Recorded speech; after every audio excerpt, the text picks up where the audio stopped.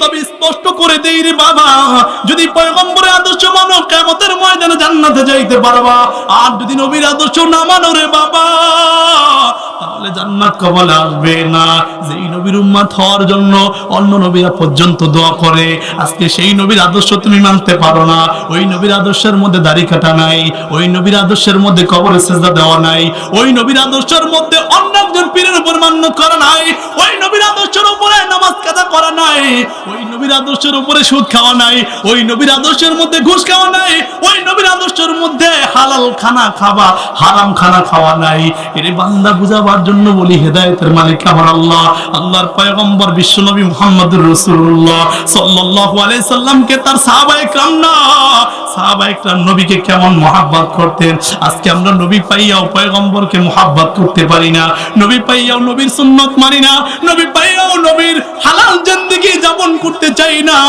অথচ সাহাবায়ে কেরাম কেমন ভাবে নবীকে মানতেন, সাহাবায়ে কেরাম কেমন ভাবে নবীকে চিনতেন, সাহাবায়ে কেরাম কেমন ভাবে নবীকে বুঝতেন, এটা বোঝাবার জন্য শুধু সাহাবায়ে কেরাম না, বনের পশু পর্যন্ত আমার পয়গম্বর মুহাম্মদুর রাসূলুল্লাহ সাল্লাল্লাহু আলাইহি ওয়াসাল্লামকে চিনতেন। চিৎকার করে বলেন সুবহানাল্লাহ।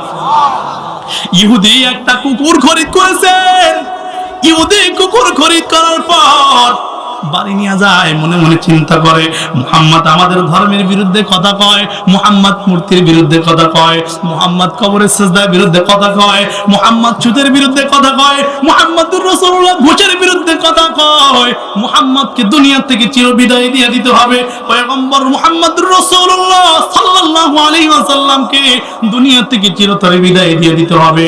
আল্লাহর পয়গম্বরকে দুনিয়া থেকে বিদায় করে দেওয়ার জন্য এক ইহুদি একটা কুকুর খরিদ করেছে। এবার কুকুর খরিদ করার পর ইহুদি কুকুরকে বাড়ি নিয়ে যায়, বাড়ি নিয়ে যাওয়ার পর কুকুরকে ডেকে বলে, রে কুকুর আমি তোকে খরিদ করেছি, আমার মনের মধ্যে একটা উদ্দেশ্য আছে। কি উদ্দেশ্য? উদ্দেশ্যটা হলো একটা লোককে দুনিয়া থেকে চিরতরে বিদায় করে দেওয়ার জন্য তোমাকে আমি খরিদ করেছি। আচ্ছা ঠিক আছে মানবো, একদিন দুই দিন তিন দিন নয় 2 বছর পর্যন্ত ইহুদি কুকুরকে সুন্দর করে ভালো ভালো খানা খাওয়ায়, ইহুদি কুকুরকে কমান দেয়, ইহুদি কুকুরকে ভালোভাবে প্রশিক্ষণ দেয়। মুসলমান কুকুরকে কেন প্রশিক্ষণ দেয়? কারণ কুকুর বড় প্রশিক্ষিত জাতি। কয় কেন জানো নি? যেখানে কোনো কম্পিউটার কাজ করে না, যেখানে কোনো কামান বিমান কাজ করে না, ওখানে কুকুর নিয়ে যায়। কথা ঠিক না ঠিক জোরে বলেন। যেখানে কোনো কম্পিউটার ফেল হয়ে যায়, ওখানে দেখবেন সেনাবাহিনীরা কুকুর নিয়ে যায়। কথা ঠিক না ঠিক জোরে বলেন। কারণ কুকুর ইশারা খুব সুন্দরভাবে বুঝে, কারণ কুকুর খুব বিচক্ষণ জাতি। এবার ইহুদি 2 বছর খানা খাওয়ার পর ইহুদি কুকুরকে ডেকে বলে, আমার মনের উদ্দেশ্যটা পূরণ করব। আমার পয়গম্বর মুহাম্মদুর রাসূলুল্লাহ সাল্লাল্লাহু আলাইহি ওয়াসাল্লামের কাছে গিয়া ডেকে বলে, রে নবী 2 বছর পর্যন্ত মনে মনে চিন্তা করি আপনাকে একদিন দাওয়াত দিয়ে আমার বাড়িতে নিয়ে খাওয়াবো, কিন্তু আমি কোনোদিন সুযোগ পাই না, আপনিও যেতে পারেন না। ও নবী আগামীকালকে আমার বাড়িতে আপনি মেহমান হবেন রে নবী।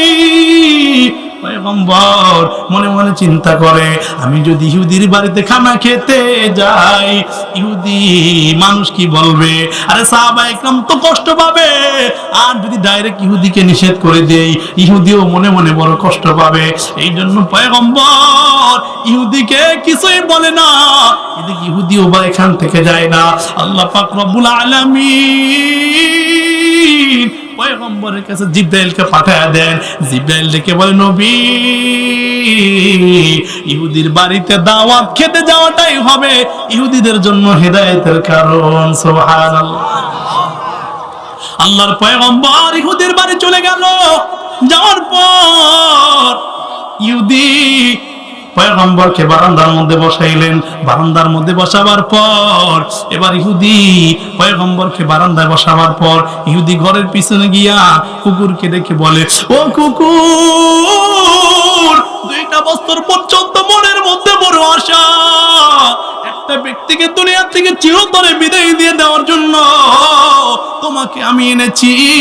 2 বছর পর্যন্ত ভালো ভালো খানা খাওয়াইছি, মনের ইচ্ছা মতো তুমি খানা খেয়েছো, যেমনি মনে চাই সামনেই চলেছো। আমার মনের মধ্যে আশা হলো বারান্দার মধ্যে একটা ব্যক্তি বসা আছে, ওই ব্যক্তিকে যদি থেকে চিরতরে বিদায় করে দিতে পারো, তাহলে আমি তোমাকে আরো ভালো ভালো খানা খাওয়াবো, আরো সুযোগ সুবিধা তোমাকে অনেক বাড়ায় দিব। এবার ইহুদি মনে মনে চিন্তা করে, যাক যাক গিয়ে দেখি বারান্দার মধ্যে কে বসা আছে। এবার ইহুদি যখন বারান্দার মধ্যে গেছে, যখন মায়ের নবী রাহমাতুল লিল আলামিনের চেহারার দিকে তাকাইছে, এবার কুকুর চেহারার দিকে তাকানোর সাথে সাথে কুকুর চোখ দিয়ে টপ টপ টপ টপ করে পানি। এরে বান্দা, কেন কুকুর টপ টপ করে পানি পড়ে জানোনি? কারণ আমার পয়গম্বরকে আল্লাহ পাক রব্বুল আলামিন দুনিয়ার যত মাখলুকাত আছেন সমস্ত মাখলুকাতকে আল্লাহ পাক রব্বুল আলামিন নবীকে চিনে দিয়েছে। চিৎকার করে বলেন আল্লাহু আকবার। আমি এটা বোঝাবার জন্য আপনাদেরকে একটু পিছনে নিয়ে যাই। আমার পয়গম্বর যখন দুনিয়ার মধ্যে জন্মগ্রহণ করেছেন, আবু তালেব পয়গম্বরের কাছে একবার বলে, ও পয়গম্বর, আমি তোমাকে একটু ভালোভাবে চিনি। পয়গম্বর ডেকে বলেন, আবু তালেব চাচা, কিভাবে আপনি আমাকে চিনেন? আমি তোমাকে কিছু জিনিস আমি নিজে দেখেছি, আর কিছু জিনিস আমি তোমার মায়ের কাছ থেকে শুনেছি। বলে, আপনি কি দেখছেন আর মায়ের কাছ থেকে কি শুনেছেন আমাকে বলেন। এবার পয়গম্বরের জবাবে আবু তালেব ডেকে বলে, রে নবী, যেটা আমি তোমার মায়ের কাছ থেকে শুনেছি সেটা আগে শুনো। বলে, কি আমার মায়ের কাছ থেকে শুনেছেন রে চাচা? তুমি যখন দুনিয়ার মধ্যে এসেছো, তোমার মায়ের গর্ভে যখন এসেছো, অন্য যত মানুষ দুনিয়ার মধ্যে আসে মায়ের গর্ভে আসে তাদের পেট একটু উঁচা থাকে স্বাভাবিক, কিন্তু যখন তুমি দুনিয়ার মধ্যে তোমার মায়ের পেটের মধ্যে এসেছো, তোমার মায়ের পেট স্বাভাবিক, কোনো পরিবর্তন হয় নাই। চিৎকার মেরে বলেন আল্লাহু আকবার। ও চাচা, এরপরে আর কি অবলোকন করেছেন? কে আমার মায়ের থেকে শুনেছেন? দুনিয়ার মধ্যে যত মানুষ দুনিয়ার মধ্যে আসে দুর্গন্ধ ছড়াইতে ছড়াইতে আসে, মানুষ দুর্গন্ধ নিয়ে আসে, কিন্তু ভাতিজা তুমি দুনিয়ার মধ্যে এসেছো, কোন দুর্গন্ধ নিয়ে আসো নাই। দুনিয়ার মধ্যে আসার সাথে সাথে মনে হয় যেন সারা দুনিয়াটা মেশকম্বরে ঘিরানে মুখরিত হয়ে আছে। চিৎকার মেরে বলেন আল্লাহু আকবার। ও ভাতিজা, তুমি দুনিয়ার মধ্যে কোন দুর্গন্ধ নিয়ে আসো নাই। এরপরে আরো শুনবানি। বলেন, দুনিয়ার মধ্যে যত মানুষ দুনিয়ার মধ্যে আসে তাদের ধরনীর প্রয়োজন হয়। ও ভাতিজা, তুমি দুনিয়ার মধ্যে এসেছো, তোমার কোনো ধরনীর প্রয়োজন হয় নাই। চিৎকার করে বলেন আল্লাহু আকবার। ওরে ভাতিজা, আরো শুনবানি। দুনিয়ার মধ্যে যত মানুষ আসে প্রত্যেকটা মানুষের মায়ের নারীর পেট কাটা থাকে না, নারী কাটা থাকে না, নার দুনিয়ার মধ্যে সে কাটতে হয়, কিন্তু তোমার নারকে যেন ভিতর থেকে ফেরেশতারা জান্নাতি কেচি দিয়ে কেটে দিছে। আল্লাহু আকবার বলেন। ও ভাতিজা, আরো শুনবানি, আরো শুনবানি, আরো শুনবানি। কি চাচা বলেন? দুনিয়ার মধ্যে যত মানুষ আসে কোন মানুষ দুনিয়ার মধ্যে এসে সিজদা দেয় না। যখন দুনিয়ার মধ্যে তুমি এসেছো, ও ভাতিজা, যখন দুনিয়ার মধ্যে তুমি এসেছো, তখন তোমার আম্মা জান বলেছেন তুমি সিজদা অবস্থায় দুনিয়ার মধ্যে এসেছো। মানুষ আছে সোজা, কিন্তু তুমি সিজদা অবস্থায় দুনিয়ার মধ্যে এসেছো। এরপরে আসার পরে সাথে সাথে তুমি সিজদায় পড়ে গিয়েছো, উপরে অটোমেটিকলি রবের দরবারে এরকম চোখের পানি ফেলে কান্না করেছো, আর জবান দিয়ে তুমি কি যেন বলেছো। তোমার মা বলতে পারে না তুমি জবান দিয়ে কি বলেছো। কয় চাচা, কি বলছি এটা আমি আপনাকে একটু পরে বলে দিব। এরপরে আরো কি শুনেছেন? কয় যখন তুমি দুনিয়ার মধ্যে এসেছো, আমি হঠাৎ আসমানের দিকে তাকায় দেখি আসমানের চাঁদ জমিনের মধ্যে আস্তে আস্তে আস্তে আস্তে আসতেছে, তোমার ঘরের উপরে আসতেছে। মনে মনে চিন্তা করলাম, এত বড় চাঁদ যদি ঘরের মধ্যে এসে যায় ঘরের হালত কি হবে?